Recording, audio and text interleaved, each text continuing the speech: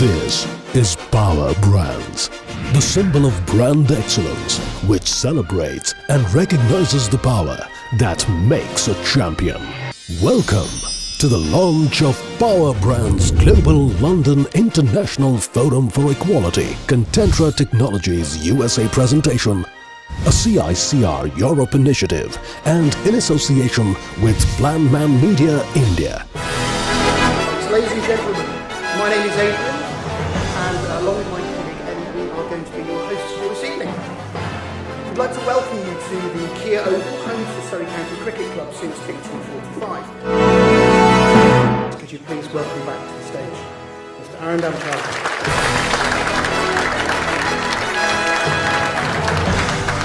Whether they are brand builders or leaders or economists, I want to bring in front of them 5 key things.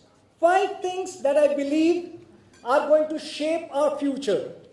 So what are these 5 things that I want to talk about, which I think is going to impact brands, which I think is going to impact businesses, which I think is going to impact your lives, the way you think, and most importantly, it's going to impact what Sir said, your teenage children, because they are going to be growing up in a world diametrically different from the world that we have seen in the last 500 odd years. The first thing that's going to change in the next 5 to 10 years is going to impact our life in the biggest possible manner, and it is the most important change, is education. Education is going to become absolutely free all over the world. It's already become. If you want to go to one university, that's the YouTube University. That's the world's best university to go to. You've got every professor, the world's leading thinkers, thought leaders, from Harvard professors to MIT professors, you name one great thinker, thought leader, they're all there on YouTube, giving their thoughts free of cost. Today, access to education is the easiest thing for anybody. Not just that, the best of institutions are making actually education qualification free. So you can go to Harvard online, do their program online. They're not yet giving a master's degree, but they're giving a mastery certificate. Very soon they'll be giving master's degree. MIT, Yale, in a lot of subjects, they've already started giving master's degree free of cost online. The second thing that's going to change in the coming future is that this world is going to see equalized wages. Wage differentiation is going to go away. The third thing that's going to be extremely interesting, and people at times laugh at it, but I've been doing a lot of studies on it and I believe in it, the health is going to dramatically change. The world's leading researchers and scientists are working day in and day out to reverse age. They are finding out nanobots to be put inside your body, which are going to take care of almost every ailment that you have. And with a healthy world, with people not dying, I mean, it's going to impact all our lives. Many of you sitting there might think that 50 years with the same wife was easy. 150 years, you got to think. So families, marriages, all concepts would be challenged and broken down. The fourth key thing, which I think really divides this world, is the exploitation of women that we do across the world. I believe with the kind of social network impact, we are going to take less than 20 years from today to see women being really equal to men. And that is going to change the society in a very, very big manner. And lastly, my friends, one of the biggest divisive forces in this universe is the man-made creation called religion. Imagine a world with equalized wages. One of the key reasons why people pray, they may say anything, is that they want prosperity. And when they see the world more equal, when they believe actually that they are getting paid what they are worth, and they don't have anything else to be too jealous of, the reasons for prayers is going to go down. And imagine a world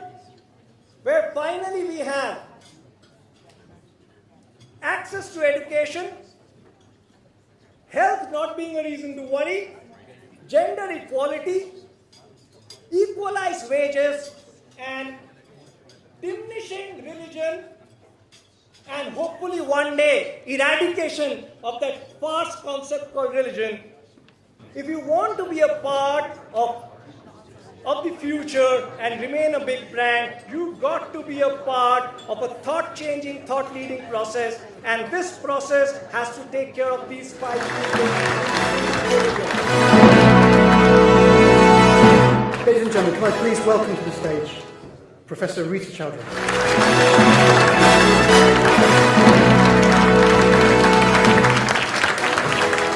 Good evening, everybody.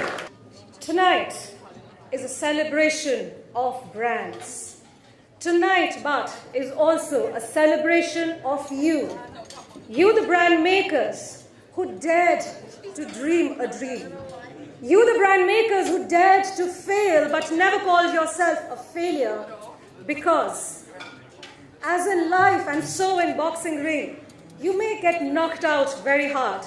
You may fall often, but the day you refuse to get up is the day you're declared a failure. And knocked out you all were. Fall you did very often. But what you did not do was refuse to get up. But before we start celebrating, let's ask ourselves a question. What is it so special about these brands? There are people who worship these brands. People love these brands. People wait in queues for days to see the new product being launched by these brands. Are they doing something different? Yes. For first, they have realized branding is no more what it used to be. Branding has changed. 4Ps definitely needs an upgraded version. Sex does not sell anymore. So then what sells? Well, speaking up about your beliefs sells this time. Sexism has given way to activism, and to prove my point, let's go back a few months where the Super Bowl was held. The largest gala for all advertisers and marketers, where you're paying at least $5 million for that one spot. And on that day, the biggest of brands did not sell their goods. But rather, they spoke about a cause they believed in. Audi did not talk about mileage. Audi did not talk about technology, but it talked about gender equality. Coca-Cola and Airbnb talked about their disagreement with Trump's immigration policies. And while the Starbucks CEO probably did not say it at the Super Bowl, but he wrote an open letter to his staff, pledging to hire 10,000 refugees standing up against Trump's immigration policies. These are the brands that are being loved. This is the branding. This is the activism that is working. And only the brands that are making a difference will survive. Talk of Tom Shoes, talk of Warby Parker, they are making a difference. You buy a pair of shoes, you buy a pair of glasses, they will donate a pair to somebody in need. And they are loved by the new generation. You talk about Patagonia. 2011, Patagonia comes out with an ad which says, "Don't buy my jacket." Now, advertising is supposed to sell products. And here was an advertisement telling, "Don't buy my jacket." Because Patagonia believed in the environment, and it said, if you can repair it and wear it, don't buy another jacket, save the planet. And that's what has worked. And these are the kind of brands that will survive today. Purpose before profits. For my dear friends, rules have changed. The good guys no more finish last. The good guys are finishing first. And if research has to be proved, these conscious companies with their conscious leaders are performing 300% more than the good to great companies. What bigger proof do you want than the fact that only and only brands with a strong purpose are the ones that are going to survive? And today, we are going to launch a book which is filled with these great brands that have believed in a purpose. And together, they're changing the world. So before I launch this book, we would like to show you an AV of what this book is all about. Tens of thousands of brands were researched from 50 industry segments by CICR Europe. And only 685 brands amongst them truly earned the status of the most recognizable brands around the globe. They are global power brands. Ladies and gentlemen, hold your breath as we unveil the Global Power Brands Edition 2017, where only 12 earned the status of cult, while 50 brands from here made it to iconic power brands. Ladies and gentlemen, may we present the Global Power Brands 2017.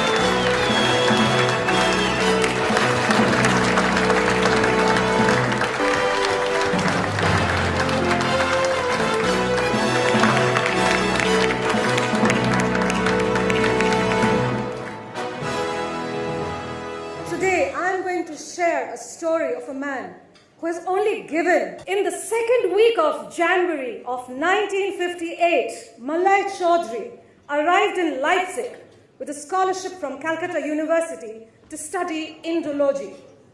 In less than 10 days of his arrival, he heard an announcement that the successful implementation of the German 5-year plan had resulted in the prices of many consumer goods being reduced and the wages of certain categories of less paid workers being increased.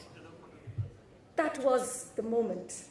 He realized that he must study national economic planning instead of Indology to understand how, while wages increased, price of goods could reduce, unlike what common economics suggested. At this London International Forum of Equality, today we are very proud to launch Dr. Malay Chaudhry's tribute to equality through a book which is a forceful case for an exploitation-free world, with a maximum wage ratio of the highest paid to the lowest paid worker at 3:1. The name of the book, What Marx Left Unsaid. And to launch this book, may I please invite on stage Professor Arindam Chaudhry and our very, very dear Nima Jagovi to please come on stage. But before that, can we have a small message from the man himself who could not make it?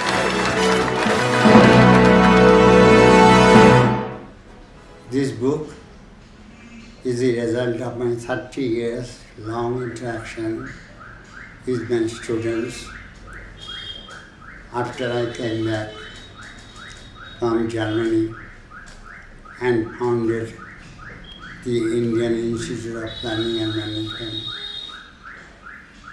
I believe in this book I have tried to answer certain questions which Karl Marx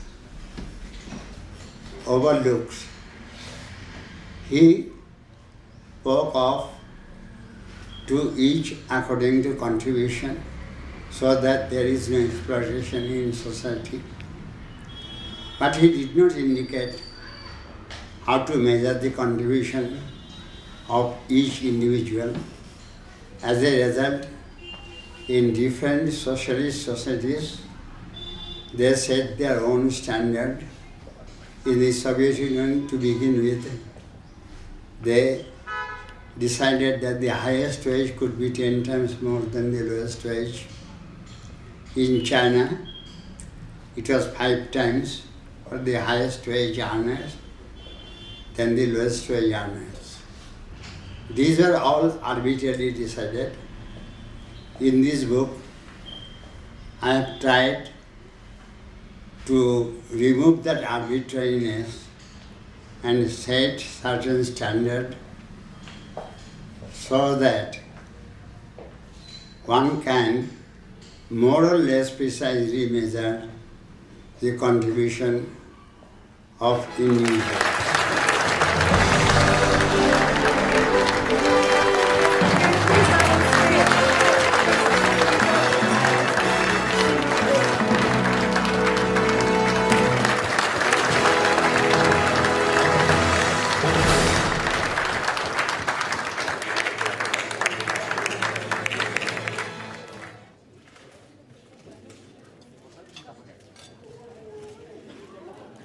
I'm not one to unveil and not say anything.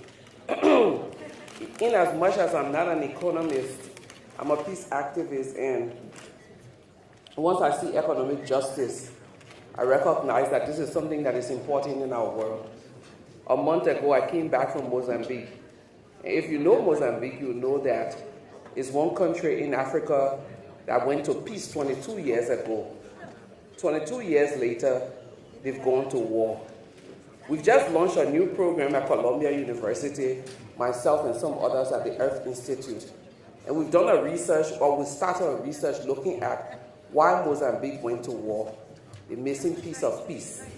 And we recognize that the absence of women was one factor.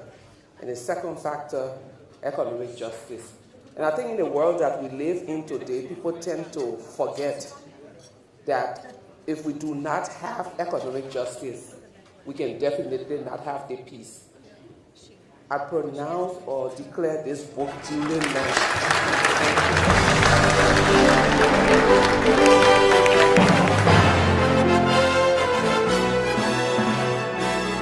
It's a great pleasure for me to be here today in this fabulous cricket ground, meeting so many of the power brands that are assembled here.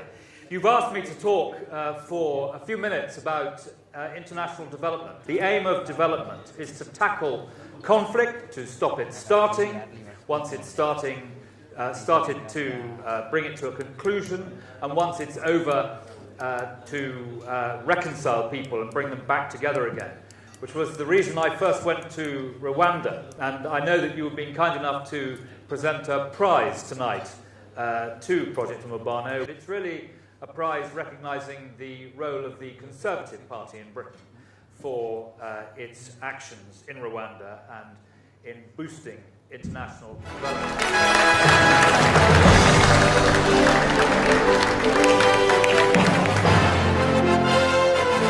It's great to be talking about this issue here in London.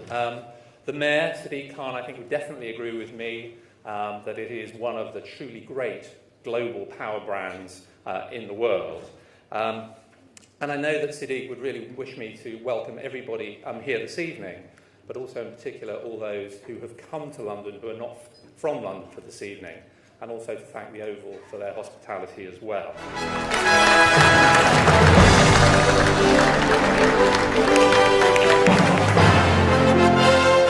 Welcome, and many thanks for coming today to the Oval for this great event with Power Brands Global.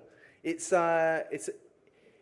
quite fitting, I think, that the event comes here when you consider some of the history and the effort that's gone in to make this place and this club what it is. But what we're really known for, where our brand presence really sits, is in cricket, of course. And in 1880, the first ever Test match in England took place here. 2 years later, the biggest brand in cricket, the Ashes, also began here. That was the first time that Australia had ever beaten England in a Test match. And it's a great privilege for us to welcome you here today.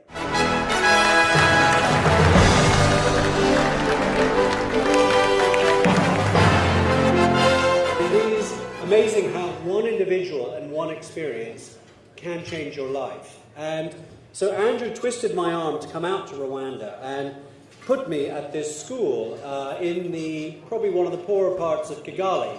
And there are 83 children there. There are now 343 children have turned up to this school because it's sort of a nice school.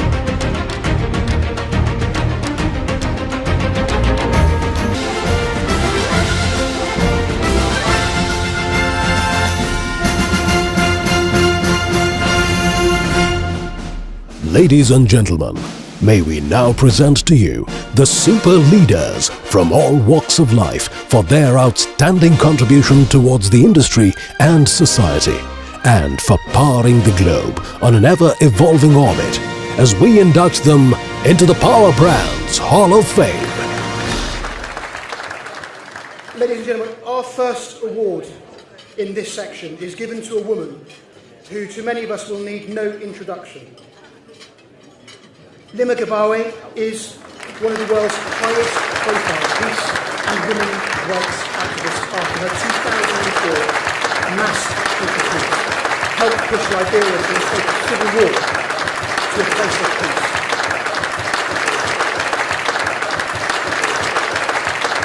Thank you so much. I'm excited because tonight you're celebrating brands. What I do in the world, I don't consider myself a Nobel laureate. I don't consider myself a Hall of Famer. I consider myself a disruptor, an interferer.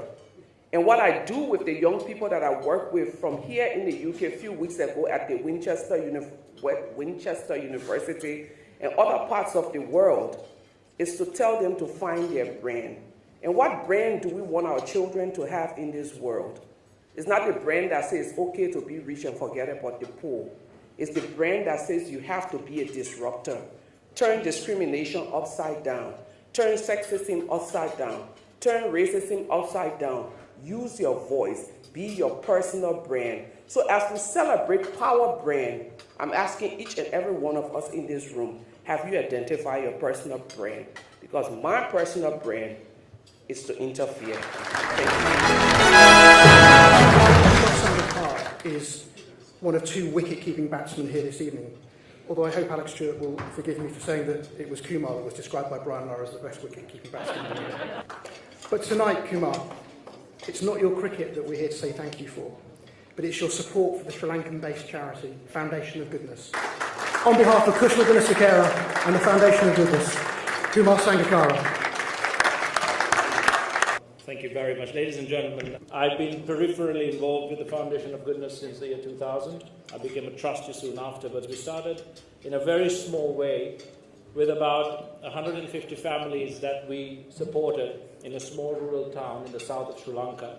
We have a generation of children who've lost a lot, who are scarred, but it is through them and the changing of their lives that I see the future growth and prosperity of our country. So that is hopefully where we will be. And, you know, we all give for many, many different reasons. Some of us give because we want to give. We're programmed to give. Others give because it's tax deductible. And some give because we all want to stand up here and receive an award. Who knows? But my theory is that please do give. So thank you for this night and thank you for the opportunity.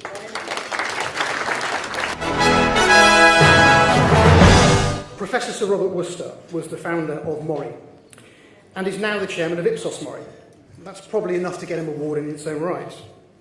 But he's here tonight in his capacity as Vice Chairman of the Magna Carta Trust and Chairman of the Magna Carta Trust's 800th Anniversary Celebration Committee. Magna Carta is a power brand, and long may it be so. It is certainly in my country of birth, my adopted country in Great Britain, and I know in India.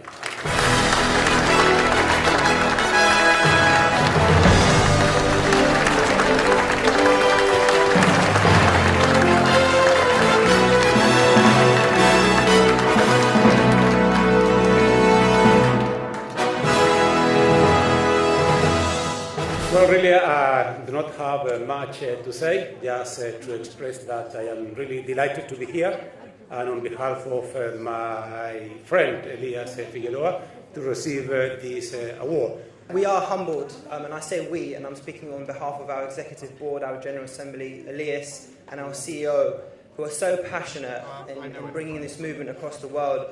Our aim is to really unify hearts and minds using the power of sports. And working alongside like-minded people, I think we're on a route to create a force for good. Thank you.